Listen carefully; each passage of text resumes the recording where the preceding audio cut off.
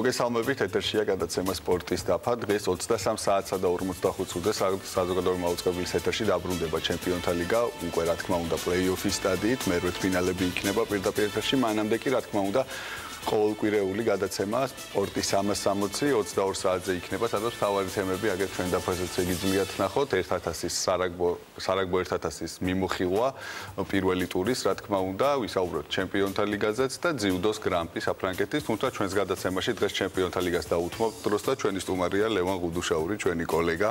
გამარჯობა მოწვევისთვის. პირიქით მადლობა, რომ ჩვენთან ერთად ხართ. ვისაუბროთ, რა თქმა უნდა, პირველი დღის მატჩებზე, თავარი მატჩი დღეს მაინც, რა თქმა უნდა, პარი სენ-ჟერმენი ბარსელონა, როგორ ფიქრობ, როგორ განვითარდება მოვლენები პარიზში? როგორ განვითარდება მოვლენები არ ვიცი, პროგნოზებისგან თავს შევიკავებ, იმიტომ რომ არ გამომდის ზოგადად ეგ საქმე და მაინც ვივარაუდებ, რომ საინტერესო თამაში იქნება ეს თავისთავად, ეს სავარაუდოც არ არის, ეს ფაქტია, იმიტომ რომ ორი ძალიან ძლიერი გუნდი ხვდება ერთმანეთს. ეს წყვილი ალბათ ერთ-ერთი ყველაზე გამოჩეული და დაბალანსებულია ორი თანაბარი გუნდი, მეტნაკლებად თანაბარი გუნდი ხვდება ერთმანეთს.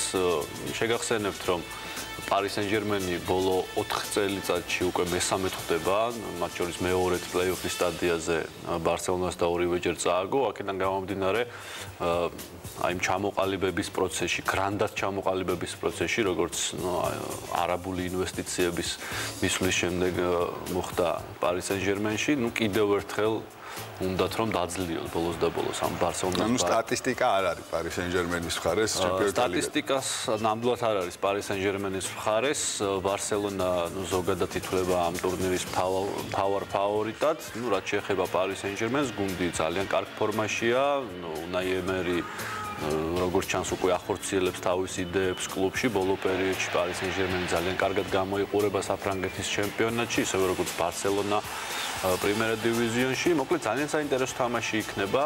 გადამწყვეტი ჩემი აზრით უნდა იყოს ის ფაქტი, თუ რომელი გუნდი უფრო მეტ სახიფათო მომენტს შექმნის, იმიტომ რომ იმდენად ძლიერი შემსრულებლები ყავს ორივეს, რომ სახიფათო მომენტების გოლად რეალიზება ალბათ უფრო ადვილი იქნება. აქედან გამომდინარე, იმის ვარაუდი, რომ რომელი გუნდიც უფრო მეტ სახიფათო მომენტს შექმნის, ის მოიგებს, ლოგიკურია წესით. მეორე მატჩზე რო გადავიდეთ, რომელიც დღეს იქნება, ბენფიკა და დორტმუნდის ბორუსია. ბენფიკა იმით გამოირჩა, რომ ერთადერთი გუნდია, რომელსაც 10 გოლი გაუშვა ჯგუფურ ეტაპზე იმ გუნდებს შორის, რომლებიც პლეი-ოფში მოხვდნენ, შემდეგ ანუ გოლებს უშვებენ. ასე ვთქვათ, როგორ რომელია ფავორიტი. ბენფიკას ამაგიეროდ ჩემპიონთა ლიგის რეკორდი დაამყარა დორტმუნდის ბორუსიამ, 21 გოლი გაიტანა ჯგუფურ ეტაპზე. და ესე გავიდა პლეი-ოფის სტადიაზე, გახსნილი სანახაობრივი თამაში, აფიშა ასეთია ამ გუნდის, მაგრამ ძალიან საინტერესო კვლევა ჩაატარეს UEFA-ს ოფიციალური ვებგვერდის ადმინებმა, ასე ვთქვათ, და გამოიკლიეს, რომ არც ერთხელ 2003 წლის შემდეგ, ანუ ახალი ფორმატით, ჩემპიონთა ლიგის ახალი ფორმატი რაც შეიქმნა, იმის მერე არ მოუგია იმ გუნდს ჩემპიონთა ლიგა, რომელსაც ჯგუფურ ეტაპზე ყველაზე ნაკლები ბურთი აქვს გაშვებული. და არც იმას მოუგია, ვისაც 8-ზე მეტი ბურთი აქვს გაშვებული. აქედან გამომდინარე, ორივე ეს გუნდი, დორტმუნდიც და ბენფიკაც ალბათ ვერ გახდებიან, ხო? ისედაც ძალიან დიდი სენსაცია იქნება ან დორტმუნდმა ან ბენფიკამ, რომ მოიგოს წელს ჩემპიონთა ლიგა, მაგრამ ფაქტია, რომ ძალიან დიდი ინტერესია ამ მატჩის მიმართ. გაგვაოცა დორტმუნდის ბორუსიამ, როცა მშვენიერი თამაშები ჩაატარა ჯგუფურ ეტაპზე, პირველი ადგილი დაიკავა ჯგუფში, მადრიდის რეალს გაასწრო, ასე რომ ერთ-ერთი ალბათ ფავორიტად მაინც უნდა განვიხილოთ დორტმუნდის ბორუსია, მაგრამ ის აღსანიშნავია, რომ ზოგადად ძალიან ძლიერად გამოიყურება ბენფიკა საკუთარ მოედანზე, პორტუგალიაში თამაში ყველასთვის რთულია, აქედან გამომდინარე, თანაბარია დღევანდელ შეხვედრაში შანსები, ყოველ შემთხვევაში მე დარწმუნებული ვარ, რომ პირველი თამაში აქ არ გადაწყვეტს საბოლოო შედეგს და მაინც საჭირო იქნება, რომ დაველოდოთ უკვე განმეორებით თამაშს. ხვალინდელ დღეზეც გადავიდეთ, რა თქმა უნდა, მადრიდის რეალი, ნაპოლის საინტერესო მატჩი გამოვა, ანუ აქ ესე ფურცელზე გასაგებია, ვინც არის ფავორიტი, ზოგადად ერთ-ერთი მთავარი ფავორიტია ტურნირისაც მადრიდის რეალი, თუმცა ნაპოლიც არ არის, ასე ვთქვათ, ნაპოლიც კერკეტი კაკალია, ესე მარტივად არ გატყდება. ნამდვილად ნაპოლი მშვენიერ ფორმაშია, იბრძვის ჩემპიონობა გაუჭირდება იტალიაში ალბათ ნაპოლის, იმიტომ რომ იუვენტუსი მაინც აქვს უპირატესობა და ბევრად უფრო კარგ შთაბეჭდილებას ტოვებს, მაგრამ თვითონ თამაშის ხარისხი საკმაოდ დამაკმაყოფილებელია. გუნდი არის შეთამაშებული, გუნდის ბირთვი ძირითადად უკვე დიდი ხანი ერთად თამაშობს. შესანიშნავ ფორმაში არიან ჰამშიკი და დრის მერტენსი, რომელმაც აგერ უკვე მესამე ჰეტრიკი შეასრულა მიმდინარე სერიაში და ეს საოცარი შედეგია, ძალიან კარგად გამოიყურება.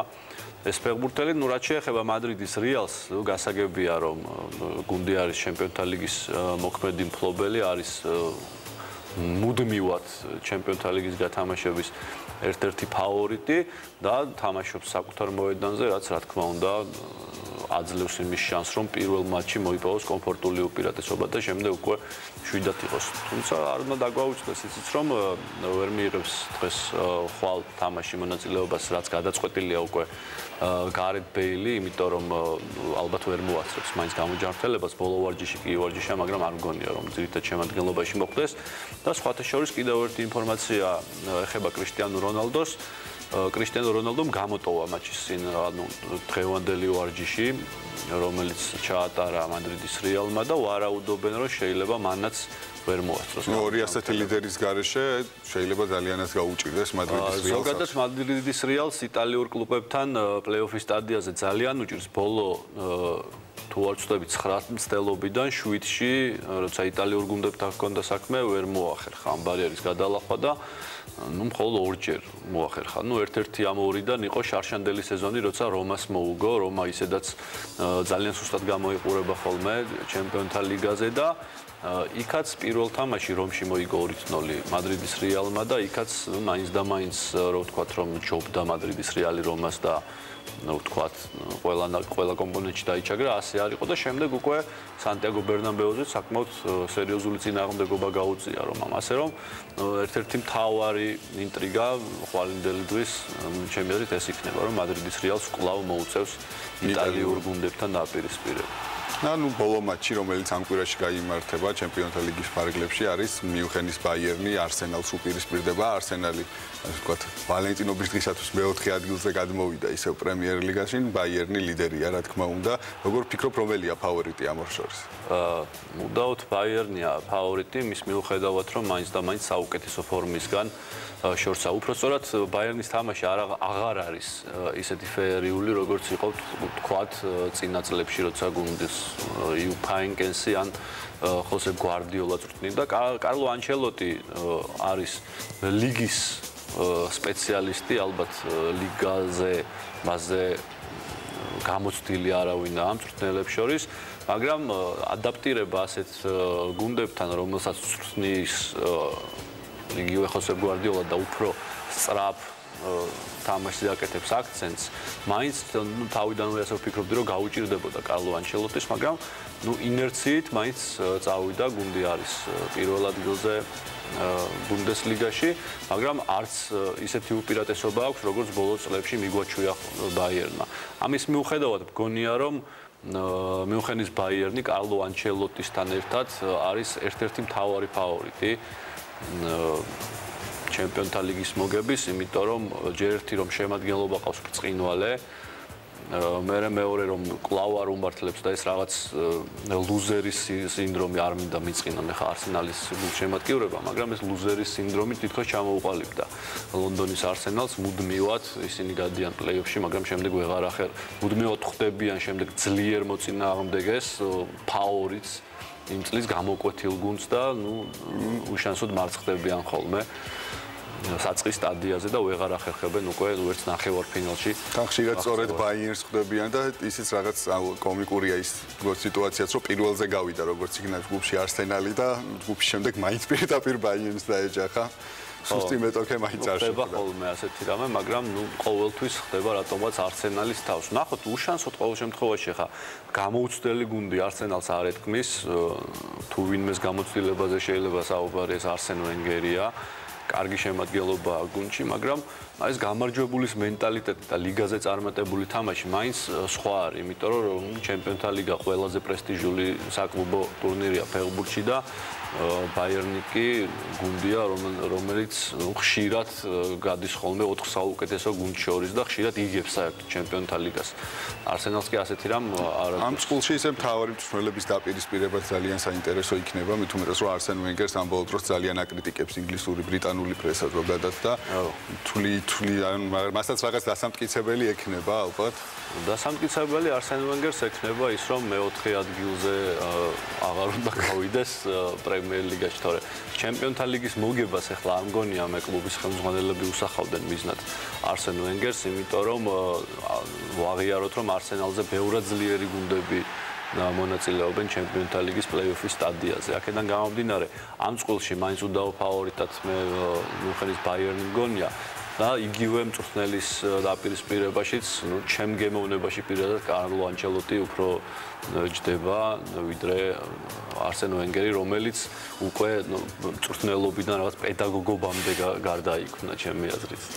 და ბოლო კითხვა, სამი გუნდი ვახსენეთ უკვე ჩვენი გუნდებს შორის და სამზე ვთქვით, რომ ერთ-ერთი უმთავრესი ფავორიტია ლიგის მომგების, რა თქმა უნდა, რეალი, ბარსელონა და მიუნხენის ბაიერნი. მთლიანობაში როგორც ვთქვი, მომავალ კვირაში კიდე გვექნება, რა თქმა უნდა, თამაშები. მთლიანობაში როგორც ვთქვი, ვის აქვს ლიგის მოგების ყველაზე დიდი შანსი, ისიც გვითხარი, რომ პროგნოზებში ძლიერი არ ხარ, მაგრამ მაინც შეგეკითხებია. სამი გუნდი ვთქვით უკვე, ვის ყველაზე ძლიერია და ვისაც არ უნდა კითხო, ამაზე მეც ვერავინ აღარ გეტყვის.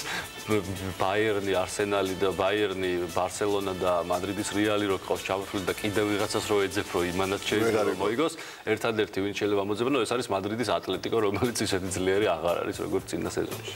იუვენტუსი მაინც იტალიურ კლუბებზე კითხავდი, როგორც ვთქვით, შეიძლება, ყოველ შემთხვევაში გაუჭირდება იუვენტუს, რა თქმა უნდა, ახლა ცოტა რთულია ბაიერნის, იგივე ბარსელონას და რეალის გვერდით დააყენო, თუნდაც შემადგენლობის მხრივ. მაგრამ ყოველ შემთხვევაში ბრძოლის უნარი გუნდს აქვს, ფაქტია, რომ მასაც ძალიან კვალიფიცირებული მწვრთნელი ყავს, თუმცა ბოლო წლებში არ უმართლებს იუვენტუსს, მაგრამ მაინც იმედი მაქვს, რომ ისინიც ითამაშებენ. ნახოთ, ყველაფერს დრო გვიჩვენებს, მე მაინც სიურპრიზებს ხვალ ველოდები, როცა ნაპოლი შეხვდება რეალს. მადრიდის რეალს. მადლობა ლევან სტუმრობისათვის და საინტერესო საუბრისათვის. საღამოს მოგისმენ შენ მაყურებელი, რა თქმა უნდა, ჩემპიონთა ლიგის რეპორტაჟებისას. ჩვენ კი ნელ-ნელა გადავიდეთ ჩვენ სოციალური ქსელის რუბრიკაზე. პირველი ამბავი გვაქვს სარაგბო. სტივენ ლუატუა 25 წლის მორაგბე ახალზელანდიელი გადავიდა ბრისტოლში, ინგლისში, არადა იგი ნაკრების ერთ-ერთი უმთავრესი კანდიდატი იყო. და ამან ძალიან გაანაწყენა სტივ ჰანსენი, რომელიც გახლავთ გუნდის მთავარი მწვრთნელი, რა თქმა უნდა, All Blacks-ის, ახალი ზელანდიის ნაკრების მთავარი მწვრთნელი, მან განაცხადა, რომ სტივენ ლუატუას მასთან არანაირი კონსულტაცია არ გაუულია და მის გარეშე მიიღო ეს გადაწყვეტილება. თან საგულისხმოა ის ფაქტიც, რომ ბრისტოლი არ გახლავთ პრემიერშიპის, ინგლისის პრემიერშიპის ლიდერი, პირიქით იგი გასავარდ ზონასთან არის ძალიან ახლოს და უცნაური არის აქედან გამომდინარე ბლუზის ფორვარდის ეს გადაწყვეტილება. მორიგი ამბავი, კლავ სარაგბო 6 ერის გათამაშება მიმდინარეობს, როგორც იცით, ბოლო ტურში უელსი და ინგლისი დაუპირისპირდნენ ერთმანეთს და ძალიან დაძაბული მატჩი გამოვიდა. ერთადერთი ელიოტ დეილის ლელოთი, უბრალოდ ბოლოს დადებული ელიოტ დეილის ლელოთი იმარჯვა ინგლისმა და საინტერესოა ის სქემა, თუ როგორ იდგა უელსის დაცვა. ამ ლელოს მომენტში ერთ ადგილას იყვნენ ყველანი საკუთარ ლელოს ხაზთან შეჯგუფებულები და შემდეგ უკვე ფრთაზე ელიოტ დეილის ბურთი ჩაუტანეს და მან ლელო დადო. ეს მომენტი შეგვიძლია ვიხილოთ, ეგრეთ წოდებული გიფია აქ. და ამ პასის შემდეგ ალექს კადბერტი მას უკვე ვეღარ დაეწია. აქ ბევრს აკრიტიკებდნენ, სხვათა შორის ამ ეპიზოდის შემდეგ უელსელთა ფრთა ალექს კადბერტს, თუმცა რთულია მხოლოდ ის გააკრიტიკო, როდესაც მთელი გუნდი ერთ ადგილას იყო შეჯგუფებული. გადავიდეთ კალათბურთზე, ჩვენი მუდმივი სტუმარი, რა თქმა უნდა, გახლავთ Golden State Warriors-ი, ვინაიდან ზაზა ფაჩულია, ჩვენი ნაკრების კაპიტანი თამაშობს ამ გუნდში, მას გაუწდა ტრავმის გამო რამდენიმე მატჩში, თუმცა მალე დაბრუნდება, ახლა All-Star-ის პაუზა იქნება ერთი მატჩის შემდეგ და ამის შემდეგ უკვე იმედია ფაჩულია დაუბრუნდება ძირითად შემადგენლობას. დენვერში 122-10 დამარცხდა Golden State Warriors-ი Nuggets-თან, რაც მათთვის ძალიან ცუდი შედეგია, რა თქმა უნდა. ისევ ჩემპიონთა ლიგას მოუბრუნდეთ ლეო მესისთან დაკავშირებით ლუკას მოურამ პარი სენ-ჟერმენის მცველმა განაცხადა რომ მისი შეჩერება შეუძლია მხოლოდ იმ შემთხვევაში თუ კი ლეო მესის დააბავენ ასე ვთქვათ თოკი სხვანაირად მისი გაკავება ერთი ადამიანისთვის წარმოუდგენელია და ძალიან რთულია რომ არ დავეთანხმოთ ლუკას მოურას ну ამაზეც ბევრჯერ და ხშირად ვისაუბრეთ ჩვენს გადაცემაში დაპირისპირება მეივედერსა და კონორ მაკგრეგორს შორის რომელიც კრივში უნდა შედგეს წესით და რიგით გამოცემლობები გუშინ გავრცელდა ინფორმაცია საკმაოდ ბევრ ასე ვთქვათ ინტერნეტ პრესაში რომ უკვე შეთანხმება მიღწეულია უბრალოდ ხელის მოწერა არის დარჩენილი ასე ვთქვათ ჰონორარებზე შეთანხმდნენ თუ კი შეხვედრა გაიმართება და მნიშვნელოვანია ისიც რომ შეხვედრა გაიმართება კრივის წესებით ჩვენ როგორც ვიცით კონორ მაკგრეგორი UFC-ს მოჩხუბარია და როდესაც UFC-ს მოჩხუბარი უპირისპირდება კრივის ლეგენდას თან კრივის წესებით რთული წარმოსადგენია რომ მან მეივედერის დამარცხება შეძლოს თუმცა მატჩის გარშემო რა თქმა უნდა დიდი ხმაურია შექმნილი და ძალიან საინტერესო გამოვა თლიანობაში. და ესეც კიდევ ერთი, ასე ვთქვათ, სასაცილო სიახლე ბლიჩერ რეპორტის მიერ შემოთავაზებული, როდესაც ასე ვთქვათ, აუცილებლად გასაკეთებელი შეცვლა გაქვს და შენ მოედანზე სერჟიო აგუერო შეგყავს, ესეთი სახე ქონდა პეპ გვარდიოლასო, ამაზე ხუმრობენ. გადაცემის მიწურულს კი გეტყვით, რომ ჩვენთან სპორტის საზოგადოებრივზე YouTube-ის არხზე მიმდინარეობს ახლა საქართველოს ჩემპიონატი ბერძნულ რომაულ ჭიდაობაში, თქვენ შეგიძლიათ დაინტერესებულ პირებს შეგიძლიათ შეხვიდეთ, იხილოთ და 4 საათიდან დაიწყება უკვე ფინალები, ვისაც ეს ბლოკი გაინტერესებთ უფრო. ახლა კი მე ხვალამდე დაგემშვიდობებით მომავალ შეხვედრამდე.